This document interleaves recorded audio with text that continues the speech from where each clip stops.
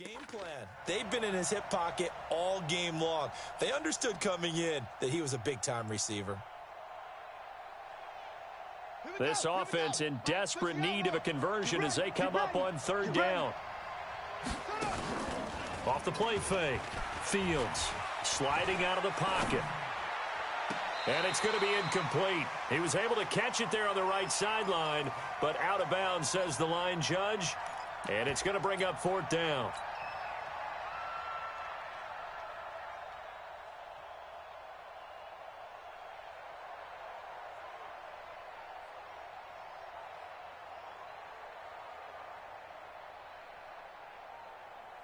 Still just the third quarter, but they've got to make something happen. I think they know that. They're going for it on fourth. And now before they run this fourth down play, we're going to get a timeout. It's just their first, so 2 remaining as they burn one here in this third quarter. The Steelers send out their punter now as he'll punt it away for the 4th time today. Pulled in at the 24. So a change of possession here on the punt. And the Bengals will take over here 1st and 10.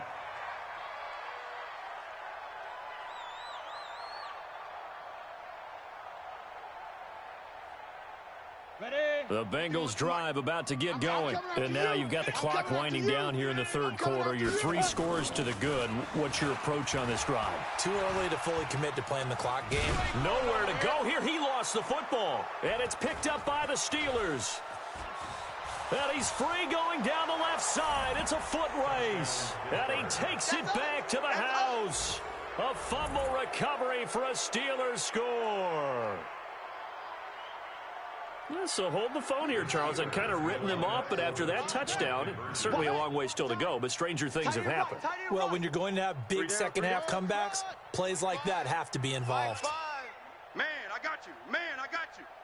Mike 5. Mike 5. I'm going to run you up. Following the fumble recovery, Fields. And he's got it for the 2-point conversion. So they tack on a pair more here to narrow that deficit a bit further. So here's the kickoff now as they'll get it again following that fumble return for a score. This fielded at the 2. And a good return as he'll be stopped just shy of the 30-yard line. First and 10 at their own 29-yard line.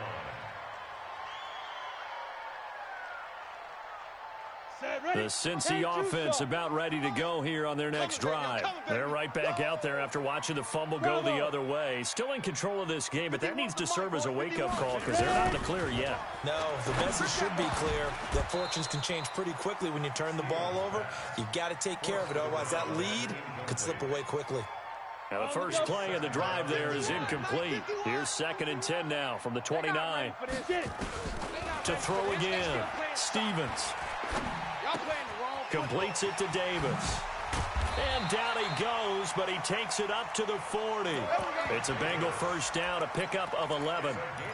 I think that's a big pickup for a first down because when you run a drag route against zone, you're sometimes asking for trouble because you might run into a defender. Yeah, well, there they ran into a first down, executed it to perfection. They try and run on first down, but this one going to lose a couple yards as they get him behind the line. It'll wind up being a loss of 2, and it'll be 2nd and 12. At the 38-yard line. Got it. 51. Mike 51. Let's put him on the buses. Let's put that team on the bus. Operating from the gun, Stevens. It's a short one here, complete to his tight end. And he'll get up near the 45. They'll spot it at the 44. Brings up 3rd and 6. Here we go. 60 outlaw. And as they come to the line, they will not be able to get off another play as time has run out on this third quarter. You are watching the NFL on EA Sports. To throw on 3rd down, Stevens. Open man is Godwin. It's complete. And they're going to have themselves another first down as the tackle's made at the Steelers' 45-yard line. Well, partner, when you ask anyone other than your QB to throw the ball, you must have a lot of confidence or you think you're really going to fake them out, and it looks like they did exactly that. Yeah, going deep in the playbook and a great grab on the other end. No gain on the play. It'll be second down. And he got off the end there very quickly to make that play. Yeah, it was almost like the bullet train, wasn't it? I mean, just zoom, quick, and what a terrific play, holding them to no gain. If nothing else, they've already taken a couple minutes off the clock here already as they come up second down. Joker. Big grip. They'll run it now out of the gun. And here's another tackle made at the line, so they're converging well on the football now. Back-to-back stops make it 3rd and 10. 2 runs for a net gain of nothing. Now here's 3rd and 10. Come. Go. On the ball. Go. Back to throw. Stevens. And he's going to be swallowed up. Sacked back at the 45-yard line. Roquan Smith. He's the one to get him, and that is sack number 7 for him on the year. And he gets it away, a directional kick going toward the sideline. And they won't risk defending a return here. That one's out of bounds, and it'll be spotted at the 14-yard line.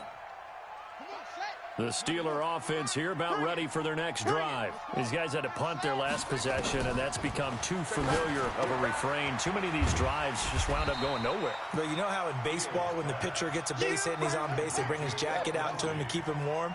A lot of times the punter goes to the sideline, puts on sweatpants or a wrap over his leg to keep it warm. He might need a massage from the trainer right now from all the work he's getting. And he goes down. It's a sack. They get him back at his own 3-yard line.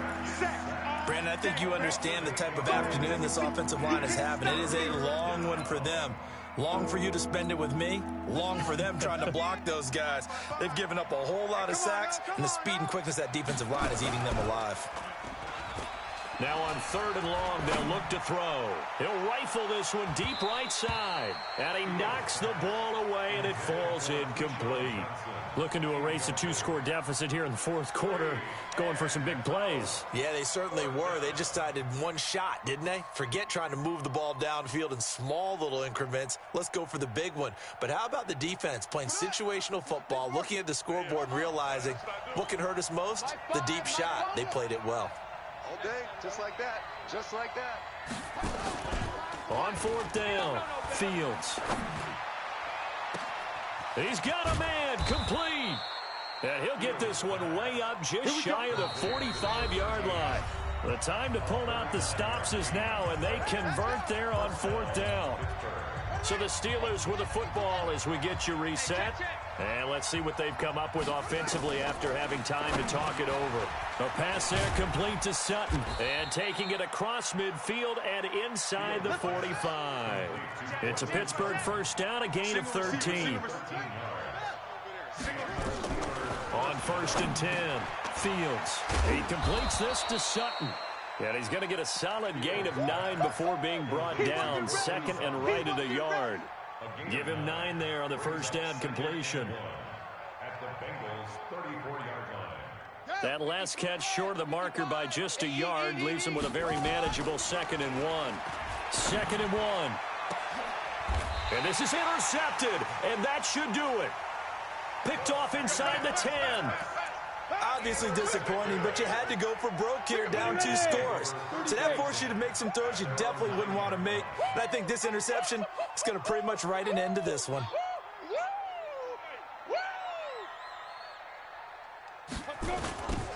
Now they'll run it on the toss. And I think this defense knew what was coming as he is smothered behind the line. Now the Steelers use the 2nd of their 3 timeouts as they get the stoppage with 65 seconds remaining.